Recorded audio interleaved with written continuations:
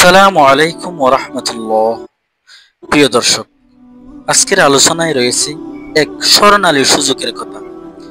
জিলহজ মাসের প্রথম 10 দিন। এই দিনগুলোতে এমন কিছু আমল আছে যা করলে আপনি পেতে পারেন হজ, জিহাদ, রোজা সব কিছুর চেয়ে উত্তম সওয়াব। কি সেই আমলগুলো? থাকুন আমাদের সঙ্গে। নিবেদন, আল্লাহ সুবহানাহু ওয়া তাআলা বছরের 12টি মাসে কিছু নির্দিষ্ট সময়কে বিশেষ বরকতময় ও ফজিলতমণ্ডিত করেছেন। এর মধ্যে জিলহজ মাসের প্রথম 10 দিন অন্যতম। রাসূলুল্লাহ সাল্লাল্লাহু আলাইহি ওয়াসাল্লাম বলেন, আল্লাহর কাছে কোনো দিনই এত পছন্দনীয় নয় যাতে নেক আমল এই 10 দিনের চেয়ে উত্তম হয় না। সুবহানাল্লাহ। 1. তাওবা ও আত্মশুদ্ধি। এই 10 দিনের শুরুতেই করা উচিত অন্তরের পরিশুদ্ধি। আল্লাহর দরবারে খাঁটি তওবা করুন, যে তওবা গুনাহ মুছে দেয় পাহাড় সমান। আল্লাহ তাআলা বলেন, হে ইমানদারগণ, তোমরা আল্লাহর দিকে খাঁটি তওবা করো। 2. বেশি বেশি জিকির ও দোয়া। এই দিনগুলোতে বেশি বেশি তাকবীর, তাহলিল, তাহমিদ বলুন। হাদিস শরীফ এসেছে, এই দিনগুলোতে সুবহানাল্লাহ, আলহামদুলিল্লাহ, লা ইলাহা ইল্লাল্লাহ, আল্লাহু আকবার বেশি বেশি বলো। আর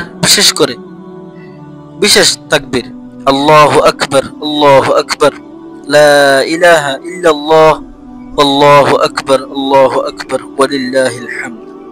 3. রোজা রাখা। জিলহজের 1 থেকে 9 তারিখ রোজা রাখা অত্যন্ত ফজিলতের কাজ। হাদিস শরীফ এসেছে, এই দিনগুলোতে প্রতিটি রোজা 1 বছরের রোজার সমান এবং আরফার দিনের রোজা গত ও ভবিষ্যৎ 2 বছরের গুনাহ মাফ করিয়ে দেয়। সুবহানাল্লাহ। 4. কোরআন তেলাওয়াত ও নফল ইবাদত।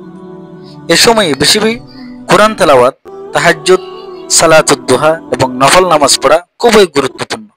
নবী করিম সাল্লাল্লাহু আলাইহি ওয়াসাল্লাম বলেন, তোমরা কোরআন পড়ো, কারণ কিয়ামতের দিন এটি তোমাদের জন্য সুপারিশ করবে। সুবহানাল্লাহ। 5. সদকা ও খয়রাত। এই 10 দিনে সদকা ও দান করার সওয়াব অনেক গুণ বেশি হয়। গরীব অসহায়দের পাশে দাঁড়ানো এ সময়ে বিশেষ ফজিলতপূর্ণ। আল্লাহ তাআলা বলেন, তোমরা আল্লাহর রাস্তায় দান করো, যা কিছু উত্তম তোমরা অর্জন করো তা থেকে। সুবহানাল্লাহ। 6. কুরবানির প্রস্তুতি ও নিয়ত। যারা কুরবানি করতে ইচ্ছুক তারা 1 জিলহজ থেকে পশু জবাই না হওয়া পর্যন্ত নখ চুল না কাটার আদেশ পালন করবেন।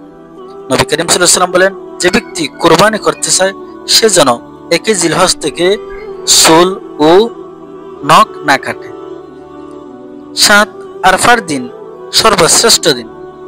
9 জিলহজ আরফার দিন ইসলামের সবচেয়ে বরকতময় দিনগুলোর একটি। এই দিনে রোজা রাখা এবং দোয়া করা সবচেয়ে ফজিলতপূর্ণ।